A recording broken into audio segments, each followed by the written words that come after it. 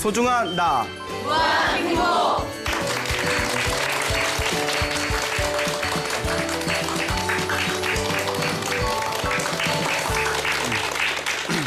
예, 만나서 반갑습니다. 예, 광우 스님이라고 합니다. 요새 팬레터가 많이 와요, 제가. 예, 뭐 또 어머 이러는데, 예, 저도 가끔 받네요. 얼마 전에 부산에 계시는 어느 노보살님께서 이렇게 편지를 보내오셨어요. 편지를 이렇게 봤는데, 굉장히 재밌는 내용들이 많더라고요. 그 편지에 너무 좋은 내용이 하나 있어서, 재미난 내용이 있어서 한번 소개를 해드릴까 합니다. 요 부산에서 편지를 보내오신 노보살님께서 고모가 계시대요. 그 고모가 계시는데 그 고모님이 비구니 스님이시랍니다. 지금 비구니 스님이신데 이제 100살이 넘으셨대요. 예, 연세가 100살이 넘으셨다고 합니다. 근데 이 비구니 고모 스님께서 출가하기 전에 이제 서울 태생이신데 그 당시 일제시대 때 이화여전을 나오셨대요.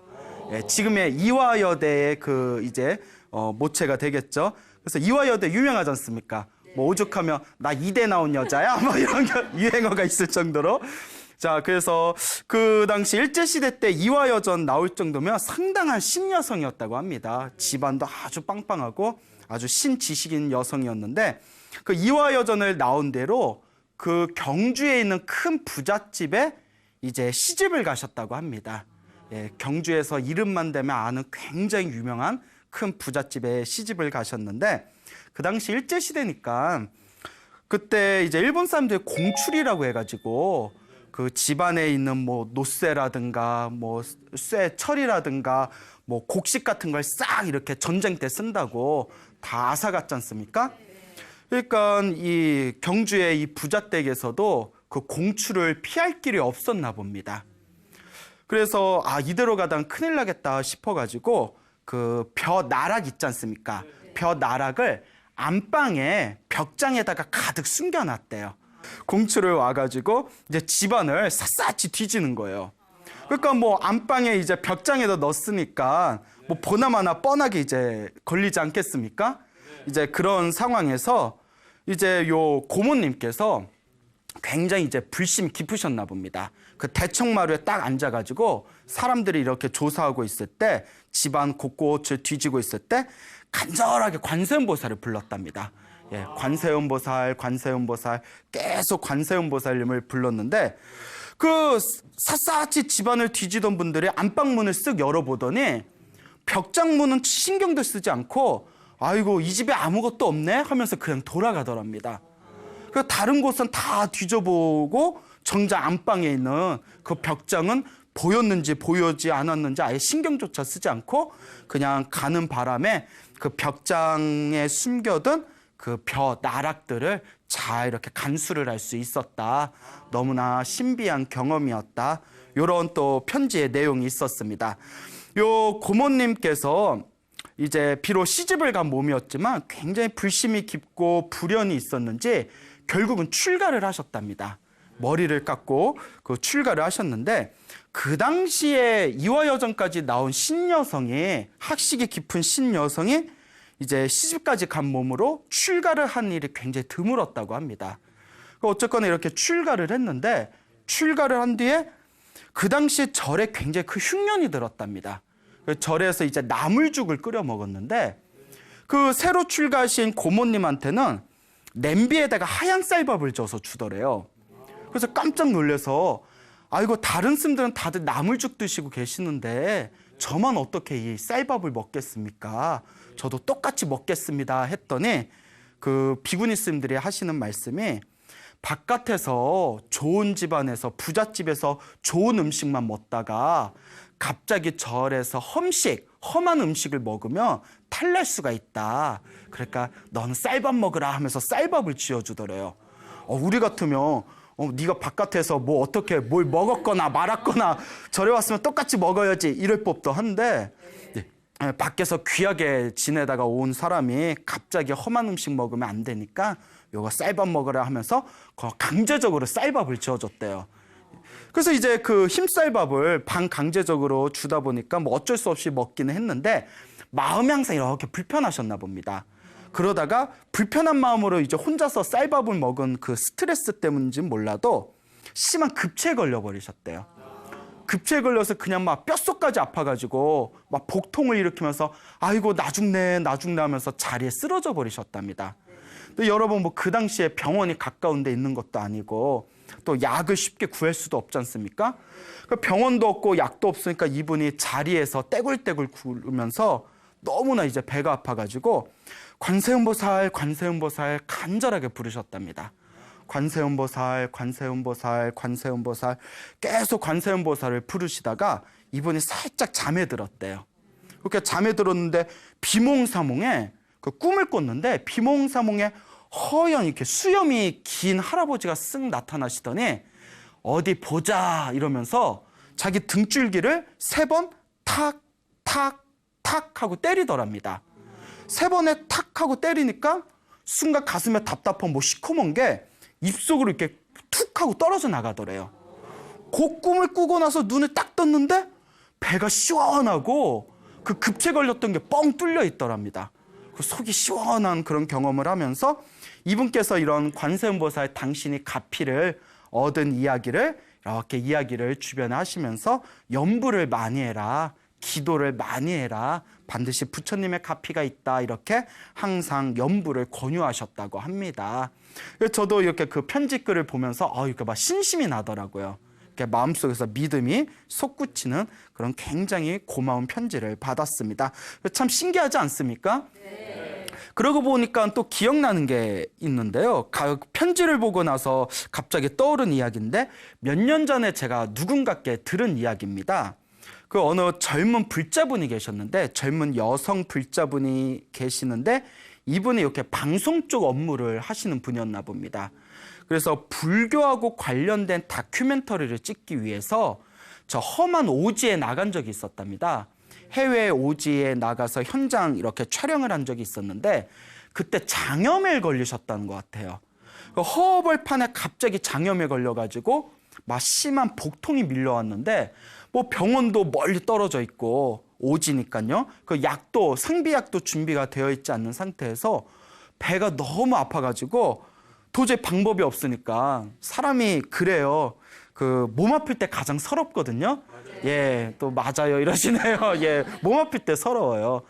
이렇게 누워가지고 관세음보살 부르다가 이분도 깜빡 잠에 들었답니다.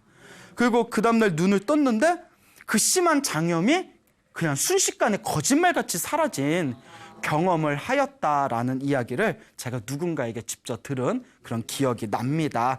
여러분들 배 아프시면 뭐 하시면 돼요? 예, 약 먹으면 돼요. 예, 맞습니다. 저도 예전에 굉장히 배가 아파서 체했던 적이 있었는데 그때 저도 관세음보살님을 막 불렀죠. 관세음보살님 제가 급체를 해서 배가 아프니까 제발 도와주십시오 관세음보살님 했는데 효과를 봤을까요 못 봤을까요? 예, 못 봤어요. 예, 못 보고 손을 따니까 시원해지더라고요. 손 따니까. 그래서 배가 아플 때는 뭘 해라? 손을 따라. 그런데 이제 병원에 갈 길도 없고 약도 없고 손딸 바늘도 없을 때 정말 갑갑하고 답답하고 힘든 그런 어떤 절벽 같은 그런 상황을 만났을 때 간절하게 기도를 하고 염불을 하신다면 분명히 은은한 가피가 있을 것이다라는 말씀을 드리고 싶습니다. 그 합천 해인사라는 절이 있습니다. 들어보셨습니까? 네. 예, 그렇죠. 8만대장경이 있는 합천 해인사가 있는데요. 그 합천 해인사에 60년 전쯤에 보혜라는 그런 스님이 한 분 계셨답니다. 예, 성은 장씨고 법명이 보혜 스님. 그래서 장보혜 스님이신데 이 보혜 스님께서 굉장히 어린 나이에 출가를 하셨다고 합니다. 그 해인사에 어린 나이에 출가를 하셔서 그때 그 해인사 위에 백년암이라는 암자가 있습니다. 그 백년암이라는 암자에 노스님이 한 분 살고 계셨는데 그 노스님을 이렇게 시봉을 하셨다고 합니다. 근데 이분이 어린 나이에 출가해서 15살이 되었을 때 위궤양에 걸리셨대요. 어떻게 그 어린 나이에 그렇게 위장병이 걸렸는지는 모르겠지만 근데 위궤양이 심해지다 보니까 음식을 먹어도 제대로 소화가 될까요? 안 될까요? 그렇죠. 잘 되지가 않겠죠. 그 음식을 먹어도 소화가 되지 않는 상황에서 항상 속이 더부룩하니까 자리에 오래 누워 있었다고 합니다. 자리에 자꾸 눕게 되고 몸이 자꾸 처지니까요. 그 자리에 누워 있는 시간이 길어지다 보니까 수행도 제대로 못하고 절집 생활도 제대로 못할 정도로 그렇게 몸에 그 병이 좀 깊어지게 되었나 봅니다. 이 어린 나이에 계속 누워서 시간을 보내다 보니까 노스님이 보다 못해서 불렀답니다. 바깥 사람들은 양식, 먹는 걸로 양식을 삼지만 우리 스님들, 출가 수행자들은 신심으로 양식을 삼는다. 신심은 믿는 마음, 신앙심을 뜻합니다. 출가 수행자가, 돌을 닦는 출가 수행자가 몸이 그렇게 아픈 거는 네가 신앙심, 신심이 없기 때문이다. 신심이 없는 사람이 뭐하러 절했냐. 차라리 나가서 거지나 되어라 하면서 그러니까 노스님이 쫓아내버렸대요. 너같이 그렇게 맨날 절에서 수행도 안 하고 절집에서 생활도 제대로 못하면서 몸 아프다는 핑계로 맨날 그렇게 누워 있어봤자 네가 절에 있을 이유가 뭐가 있겠냐. 차라리 집으로 돌아가 버려라.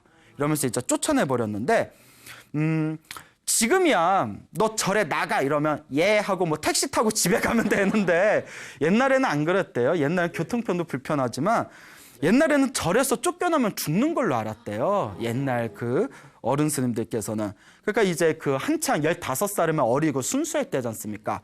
아이고 스님이 절에 있는 나를 쫓아냈으니 나보고 죽으라는 얘긴가.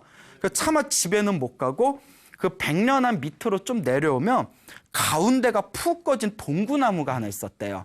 그 동구나무에 이렇게 들어가가지고 가마니로 몸을 덮어서 그렇게 하루를 보냈답니다.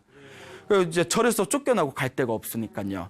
그 동구나무 안에서 가만히 덮고 이런저런 생각하다가 맞아, 어른 스님이 괜히 그런 이야기 한 게 아니실 거야. 신심이 부족해서 내가 이렇게 몸이 아픈가 보다. 참 순수해요. 그렇죠? 예, 참 착해요. 자, 그러면서 우리 노스님이 그러셨는데 힘들고 괴롭고 답답한 일이 있으면 관세음보살을 열심히 부르라고 했다. 관세음보살을 열심히 부르라고 했으니 그래, 내가 관세음보살을 열심히 부르면 내가 이 몸의 병이 나을 수도 있을 것이다. 그런 이렇게 믿음이 솟구치더랍니다. 그래서 그 다음날부터 아침에 눈 뜨면 저녁에 잠들 때까지 그 동구나무에서 계속 관세음보살을 불렀대요. 관세음보살, 관세음보살, 관세음보살, 계속 관세음보살을 부르다가 너무나 배가 고프면 어떡해요? 몰래 백년암의 부엌에 가가지고 그 노스님 눈을 피해가지고 몰래 음식을 이렇게 훔쳐먹었답니다. 훔쳐먹고 또 이제 나무로 또 있는 대로 내려와서 또 관세음보살, 관세음보살을 부르고 그렇게 이제 일주일이 지났답니다. 일주일 동안 지극한 마음으로 관세음보살을 불렀을 때 이제 일주일 동안 부르고 나서 이렇게 피곤해서 잠깐 눈을 감았는데 꿈을 꾸었어요, 이분이. 꿈을 꿨는데 이 보혜스님이 눈앞에 처음 보는 이렇게 사찰이 펼쳐지더랍니다. 눈앞에 처음 보는 사찰이 펼쳐지면서 여기가 어디지? 라는 이런 생각이 들더래요. 처음 보는 사찰이었대요. 그래서 그 사찰의 주변에 그 소나무도 굉장히 많고 그 시원한 계곡물이 콸콸콸콸 흐르고 그래서 원래 합천 해인사가 그 계곡으로 유명하거든요. 또 계곡이 아름답기로 유명한데 이 보혜스님이 그 꿈속에서나마 그 사찰의 계곡을 보면서 야, 우리 해인사 계곡이 제일 멋진 줄 알았는데 여기도 어느 절인지 모르겠지만 계곡이 참 좋구나. 꿈에서도 그런 생각을 하면서 이렇게 절 안으로 들어갔답니다. 그래도 내가 스님인데 절에 왔는데 부처님한테 인사는 드려야지. 그러니까 꿈속에서도 자기가 스님이라는 걸 다 알아요. 꿈속에 이렇게 이제 법당에 들어가가지고 부처님한테 이렇게 삼배를 올렸대요. 부처님한테 절 3배를 올렸는데 자, 지금 꿈속에서 일어나는 일이에요. 그때 갑자기 흰 가운을 입은 의사들이 막 여러 명이 우르르 뛰쳐나오더니 야, 여기까지 왔는데 수술은 받고 가야지 이러면서 의사들이 자기 사지를 다 붙들더랍니다. 자기 사지를 다 붙들더니 그때 의사 하나가 그 메스 있죠. 수술 때 쓰는 메스 칼을 하나 꺼내더니 자기 배를 이렇게 갈라버리더래요. 배를 쫙 가르더니 꿈에서 뭐 또 이러세요. 꿈에서. 그래서 배를 이렇게 쫙 가르더니 그 뚱뚱한 간호원이 자기 뱃속에 있는 창자를 다 꺼내더랍니다. 창자를 다 꺼집어내는데 그 느낌이 생생하더래요. 꿈속에서도. 어찌나 눈에서 그 꿈에서 생생하든지 그 창자를 다 꺼내가지고 옆에 있는 대야에 깨끗한 그 계곡물을 담아놓고 거기다 창자를 다 이렇게 닦더랍니다. 무슨 순대 만들 것도 아니고 이렇게 이제 미안해요. 예. 자 이렇게 하여튼 이제 창자를 깨끗하게 다 닦고 난 뒤에 그 이렇게 창자를 닦고 난 그 대야에 보니까 막 모래도 들어있고 유리 조각도 들어있고 하더래요. 꿈속에서나마. 그래서 창자를 깨끗하게 다 닦아서 다시 이렇게 뱃속에다 집어넣더래요. 뱃속에 꾸역꾸역 집어넣는데 그 계곡물에 닦았던 창자의 찬 느낌이 그대로 전해지더래요.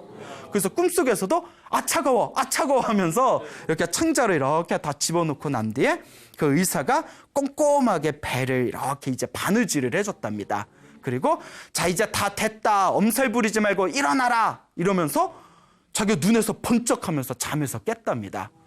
그래서 어찌나 꿈이 생생하던지 속이 그냥 뭐 덜덜덜덜 걸릴 정도로 너무나 생생한 꿈을 꿨다는 거예요.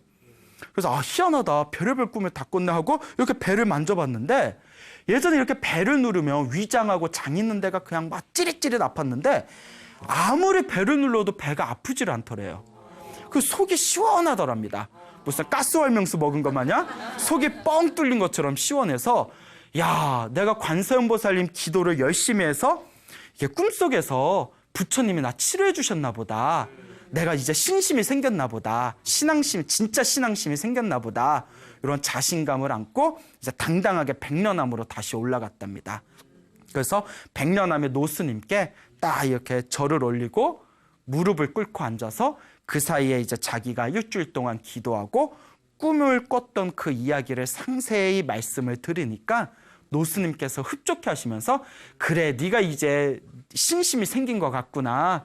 그래 너 이제 앞으로 출가 수행 잘하겠다. 이렇게 칭찬을 하셨다고 합니다. 자 그렇게 그런 신비한 꿈을 꾸고 나서 뱃속에 있는 병이 완전히 사라지고 난 뒤에 그분이 이제 해인사 강원을 들어가게 됩니다.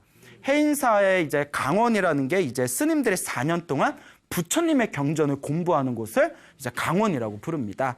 지금은 이제 승가 대학교라고 명칭을 바꿨는데요. 옛날에는 강원이라고 불렀습니다. 이렇게 해인사 강원에 들어가서 열심히 공부를 한 뒤에 이제 그 꿈을 꾸고 난 뒤에 한 10년 정도가 흘렀을 때 그분께서 이제 밖에 나가서 만행을 하시다가 그 대구 옆에 영천이라고 있어요. 아시나요? 그 영천에 은혜사라는 절이 있습니다. 들어보셨나요? 은혜사? 예, 안 가보셨어요? 언제 한번 가보셔요. 예, 절이 참 좋아요. 그분이 영천 은혜사에 이제 발걸음을 한번 싹 옮겼는데 은혜사에 들어가면서 거기에 다 이렇게 계곡이 싹 펼쳐져 있거든요. 고개를 자꾸 갸웃갸웃거리는 거예요. 여러분들 데자뷰 현상이라고 들어보셨죠? 이거 어디서 많이 본 것 같은데? 그 스님께서 이상하다. 내가 은혜사에 처음 왔는데 이거 어디서 많이 본 것 같은데? 어디서 봤지? 이러다가 법당에 탁 올라가서 부처님한테 부처님 해인사 강원에서 공부한 보혜라는 스님입니다. 제가 은혜사에 처음 왔는데 부처님께 인사드립니다 하면서 불상 앞에서 이렇게 3배를 올렸답니다. 3배를 올리고 나서 머리가 번쩍거리면서 아 내가 여기 어디서 봤다? 그렇죠. 10년 전에 꿈에서 의사들이 나타나서 자기 배를 갈라주고 창자를 씻겨주던 법당이 바로 그 은혜사 법당이었다는 거예요. 너무나 깜짝 놀라고 소름이 끼쳐서 야 내가 아무래도 전생에 어디 스님이었구나. 은혜사 스님이었나 보구나. 그래서 내가 관세음보살 기도를 그때 열심히 했을 때 내가 전생에 은혜사와 인연이 있었기 때문에 은혜사에서 내가 부처님 가피로 치료받는 꿈을 꾸었구나라고 그렇게 마음으로 생각을 했다고 합니다. 그래서 그 은혜사가 너무 당신이 익숙하고 좋아서 승적을 은혜사로 바꿔버리셨대요. 해인사로 주소가 돼 있는 걸 이제 은혜사로 주소를 바꾸고 은혜사에서 계속 살고 싶었지만 해인사에 모시고 있는 노스님이 계시기 때문에 결국 이제 해인사에서 계속 승려로서 생활을 잘 하시다가 80년도쯤에 이제 세상을 고요하게 편안하게 떠나셨다고 합니다. 그래서 그 보혜 스님께서 당신께서 겪었던 이야기를 평소에 스님들한테 많이 자신의 경험담, 체험담을 이야기했기 때문에 이 신비스러운 이야기가 지금까지 전해지고 있습니다.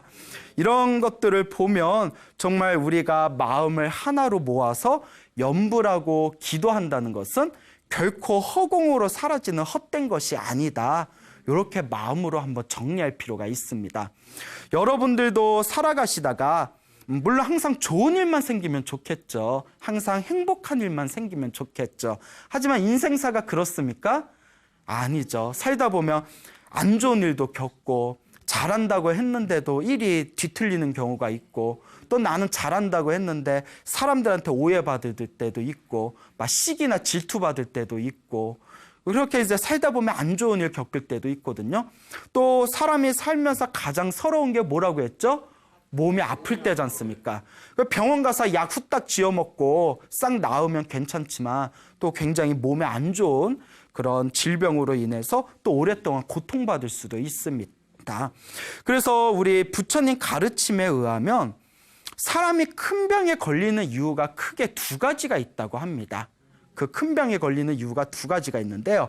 첫째는 이번 생에 관리를 잘 못해서, 그러니까 무슨 뭐 잠을 제대로 못 잤다든가 혹은 뭐 음식을 제대로 못 먹었다든가 뭐 담배를 너무 많이 폈다든가 술을 너무 많이 마셨다든가 뭐 심각하게 과로를 했다든가 여하튼 이번 생에 자기 스스로 관리를 잘 못해서 병에 걸리는 경우가 있고요. 두 번째는 전생에 넘어온 업보일 가능성이 크답니다. 내가 전생에 지었던 업보, 업장에 의해서 이번 생에 큰 질병에 걸리는 경우가 있다고 합니다. 그래서 우리 소나무를 꾸준히 보신 애청자분들은 다 아시겠지만 제가 소나무를 통해서 몇 번 언급을 해드렸을 겁니다. 전생에 살생의 업을 많이 지면 살아있는 생명을 많이 죽이거나 혹은 살아있는 생명에게 폭력을 행사하거나 괴롭히면 이번 생에 내 몸이 괴롭거나 질병에 걸리는 그런 병고의 업보에 쉽게 걸리게 된다. 이런 말씀을 여러 번 드렸던 것 같습니다. 그래서 내가 이번 생에 관리를 잘 못해서 생기는 병이라면 이번 생에 다시 관리를 잘하면 돼요. 숙면에 취한다거나 영양분을 잘 섭취를 한다거나 하루에 꾸준히 운동을 한다거나 하지만 대부분의 큰 질병은 거의 다 전생에 넘어올 경우가 크다고 합니다. 전생에 넘어온 업보, 업장으로서의 질병은 이번 생에 약을 먹는다든가 이번 생에 내 노력을 하고 관리를 하는 것만으로 소멸되지가 않는다고 합니다. 왜냐?